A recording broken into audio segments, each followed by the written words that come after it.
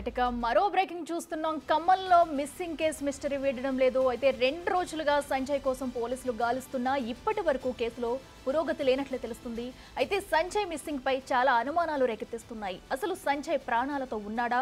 అర్ధరాత్రి టైంలో ఆటోలో మహిళను కిడ్నాప్ చేసింది ఎవరు? కాపాడేందుకు వెళ్లిన సంజయ్ను కూడా కనపడకుండా చేసింది ఎవరు అనే ప్రశ్నలు పోలీసులకు ఉక్కిరి బిక్కిరి చేస్తున్నారు. 2 రోజులుగా సంజయ్ మిస్సింగ్ కేసు పోలీసులకు సవాల్గా మారింది.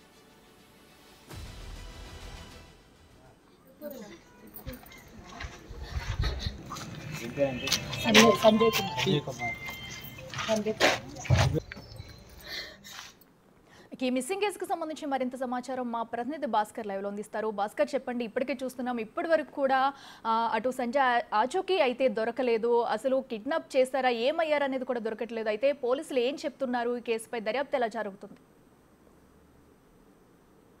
సైకిల్ ఇప్పటికే ఈ యొక్క ఖమ్మం గ్రామీణ మండలి పరిధిలో ఉన్నటువంటి కర్ణగిరి సమీపంలో రాజీవ్ గృహకల్ప సమీపంలో జరిగినటువంటి ఈ యొక్క మిస్టరీ కేసు సంబంధించి పోలీసుకు సవాలుగా మారిందని చెప్పుకోవచ్చు. గడిచిన ఆదివారం తెల్లవారుజామున 2 గంటల సమయంలో సంజయ్ తన అన్న హైదరాబాద్ నుంచి వస్తున్న నేపథ్యంలోనూ అతన్ని పికప్ చేసుకునేందుకు స్టేషన్కి వెళ్తున్న నేపథ్యంలోనూ మార్గం మధ్యలోనే కర్ణగిరి బైపాస్ సెంటర్ ఒక ఆటోలో ఒక మహిళను 4 బలవంతంగా బయటికి తీసుకెళ్తున్నారంటూ తను రక్షించాలంటూ ఆమె కేకలు వేయడంతో ఒక్కసారిగా ఆ కేకలు ఉన్నటువంటి సంజయ్ ఆమెను కాపాడేందుకు కొద్ది దూరం ఆ ఆటోను వెంబడించిన నేపథ్యంగా వాళ్ళ బ్రదర్కు ఒక వాట్సాప్ మెసేజ్ పంపించిన నేపథ్యం అయితే ఉంది. ఫలితంగా చూసుకుంటే మాత్రం కాపాడడం కోసం వెళ్ళినటువంటి సంజయ్ను అసలు కనపడకుండా చేసింది ఎవరు, అసలు ఆ మహిళ ఎవరు అనే దానికి సంబంధించి పోలీసులకు మాత్రం చాలా వరకు కూడా ఇది తలనొప్పిగా మారిందని చెప్పుకోవచ్చు. ఒకవైపున పోలీసులు కూడా నిన్నటి నుంచి కూడా క్షుణ్ణంగా పరిశీలిస్తూ ఆ సంజయ్కి సంబంధించినటువంటి కుటుంబీకులతో కావచ్చు, వాళ్ళ స్నేహితులతో కావచ్చు, తమదైన శైలిలో మొత్తం కూడా విచారణ వేగవంతం చేస్తున్నారు. మరోవైపు సర్కిల్ ఇన్స్పెక్టర్తో సహా మొత్తానికైతే మొత్తం కేసును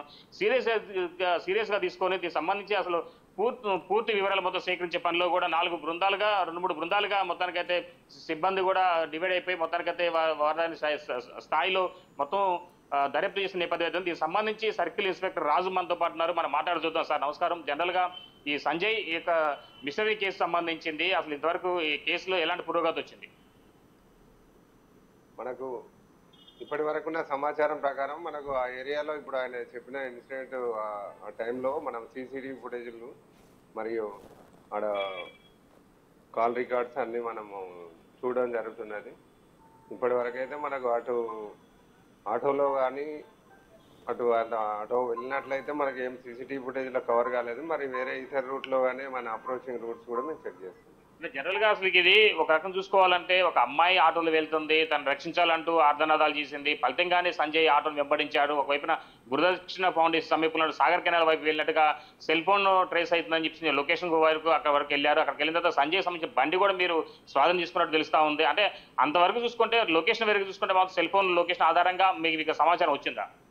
సెల్ ఫోన్ అతను నేను ఆపదలో ఉన్నాను, నాకు కొడుతున్నారు, ఒక అమ్మాయి డెడ్ బాడీ కూడా ఉంది, చంపేసిండ్రు అని, నన్ను కూడా చంపే అవకాశం ఉన్నదని అతను వాయిస్ మెసేజ్ మరియు లొకేషన్ కూడా పంపడం జరిగింది.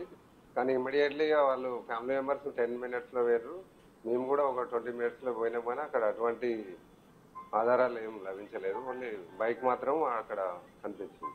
అంటే మరి దీన్ని బట్టి అంటే మీకున్న అంటే మీ ఆలోచన ప్రకారం చూసుకుంటే మాత్రం ఈ కేసు జనరల్ గా ఇది ఒక హత్య లెక్క అనిపిస్తుందా, లేకపోతే దాని వాంటెల్లి వేరే గుర్తులేని వ్యక్తులు తనని ఎవరైనా కిడ్నాప్ చేశారా, లేకపోతే కానీ మహిళను చంపేశారని చెప్పి వాయిస్ రికార్డు కూడా దాని మొబైల్ స్పష్టంగా వినపడుతుంది. మరి ఆ మహిళకు సంబంధించిన మృతదేహం ఏమైనా లభ్యమైందా? దాని ప్రకారం అయితే ఇప్పటి వరకు మనకు 24 అవర్స్ దాటింది కాబట్టి మనకి ఇంకా డెడ్ బాడీ కూడా మనకి ఇక్కడ ట్రేస్ అవుట్ కాలేదు. మనం ఇంకొక ఈ రోజు మధ్యాహ్నం వరకు చూస్తే మనకు ఏదైనా ఒక కంక్లూజన్కి వచ్చే అవకాశం. అంటే ఖమ్మం జిల్లాలో కావచ్చు, ఇతర జిల్లాలో కానీ ఏమైనా ఒక మహిళ కానీ ఎవరన్నా ఒక మిస్సింగ్ కేసు ఏమైనా నమోదైనట్టుగా రికార్డులు ఏమైనా ఉందా మీకు? అటువంటి మన సరౌండింగ్ పిఎస్లో కూడా మనం వెరిఫై చేస్తున్నాం. ఇట్లా అంటే బలవంత కిడ్నాప్కి సంబంధించిన కేసులు అయితే ఏం లేవు, మామూలు మిస్సింగ్ కేసులు అయితే ఉన్నాయి, అవి కూడా మనం వెరిఫై చేస్తున్నాం.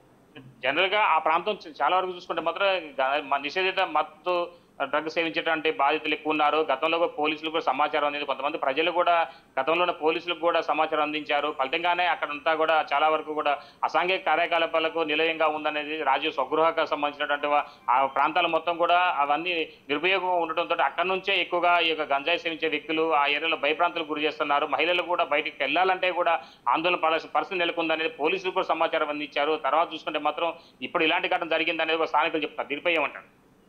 అట్లా ఏం లేదు, మేము రోజు అక్కడ మనం హాట్స్పాట్గా మేము దాన్ని పాయింట్అవుట్ చేసినాం. డైలీ పెట్రోలింగ్ చేస్తున్నాం. నైట్ కూడా మేము 2-3 టైమ్స్ విజిట్ చేయడం జరుగుతుంది డైలీ. ఇప్పుడు ఈ సంజయ్ మిస్టరీకి సంబంధించి ఈ కేసు సంబంధించి మిస్టరీ వీడేందుకు ఇంకా సమయం పట్టే అవకాశం ఉంటుందా? మనకి హాలిడేస్ ఉన్నాయి కాబట్టి కొంచెం టెక్నికల్గా మనకు ఇన్పుట్ రావడానికి కొంచెం టైం పడుతుంది. ఏదేమైనా కానీ మనకు ఈ రోజు మనం కంక్లూజన్కి వచ్చాం. అంటే ఒక పండగ ఉన్న ఒకవైపున పండగ ఉన్న నేపథ్యంలో ఒక సిగ్నల్స్ ఆధారితంగా ట్రేస్ చేయాలన్నా కానీ ఏమన్నా ఫోరెనిక్స్ సిబ్బంది అంటే ఐ మీన్ క్లూస్ టీమ్ కావచ్చు లేదా మొబైల్ ఒక సిగ్నల్స్ ట్రేస్ చేయాలన్నా కూడా ఏమన్నా ఆటంకం ఏర్పడిందా? జనరల్గా ఓన్లీ హాలిడేస్ ఉన్నాయి కాబట్టి కొంచెం డీలే జరుగుతున్నాయి, కానీ అవి కూడా మేము తెప్పించి వెరిఫై చేస్తున్నాం. ఇప్పటివరకు ఎన్ని బృందాలు ఆ ప్రాంతంలో రెస్క్యూ చేస్తుంది? ఆల్రెడీ 3 బృందాలు చూస్తున్నాయి.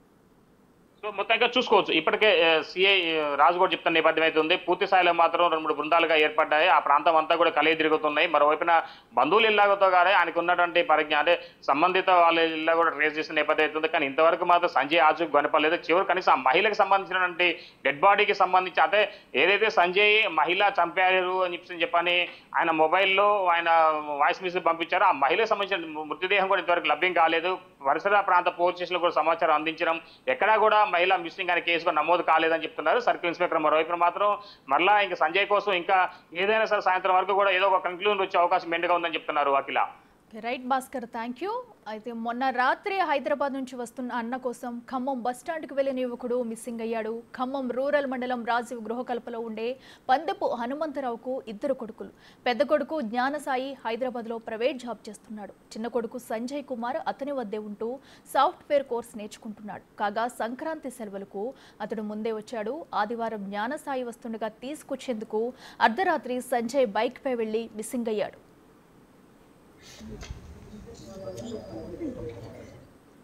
నేను కరుణగిరి వద్ద రాజీవ్ గృహకల్ప కాలనీకి వెళ్లే దారిలో చికెన్ షాప్ దగ్గర గుర్తు తెలియని 4 వ్యక్తులు కలిసి మహిళను ఆటోలో కిడ్నాప్ చేస్తుండగా చూసి వెంబడించాను. గురుదత్త ఫౌండేషన్ దాకా ఫాలో అయ్యానని, అక్కడ వారు చూసి నన్ను కూడా కిడ్నాప్ చేశారని, చంపుతున్నారు అని జ్ఞానసాయికి మెసేజ్ చేశాడు సంజయ్. వెంటనే కుటుంబ సభ్యులకు తెలిపాడు.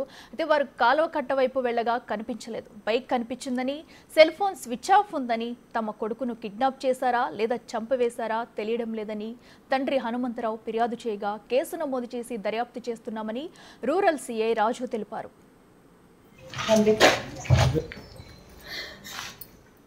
ఒక మహిళను కొందరు ఆటోలో బలవంతంగా తీసుకెళ్తున్నారని, తాను వారిని వెంబడించానని కుటుంబ సభ్యులకు తెలిపాడు సంజయ్. ఆ తర్వాత సంజయ్ ఆచూకీ కూడా లభించలేదు. అతని బైక్ మాత్రం బైపాస్ రోడ్లో దొరికింది. దీంతో అతనికి ఏమైందో అని కుటుంబ సభ్యులు ఆందోళన వ్యక్తం చేస్తున్నారు.